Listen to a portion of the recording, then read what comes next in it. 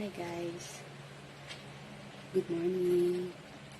It's 6:45 in the morning and ayun, i-document ko lang yung mga gagawin ko kasi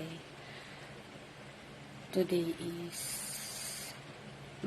pang 7 months na ng husband ko sa check and nag-chat sa akin last week na ang sabi niya is, kumuha na daw ako ng mga, or mag-abid na ako ng mga documents na kailangan ko pa Czech Republic kasi pwede na niya akong kunin.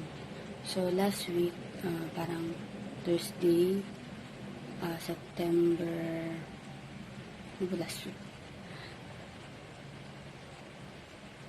September 5,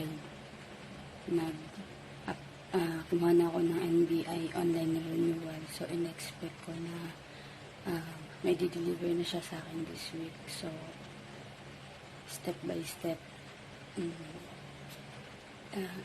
ito-document ko kung ano yung mga gagawin ko para sa yung mga ibang mga asawa na nasa Czech.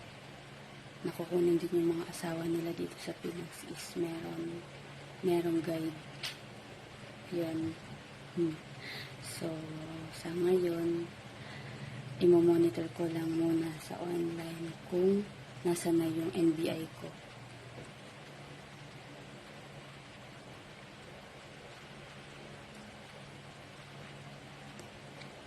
Kasi meron na daw nakuha na isang Pinay na asawa din ng kaibigan ng asawa ko sa Czech. Kaya lang, nanggaling siya sa Saudi.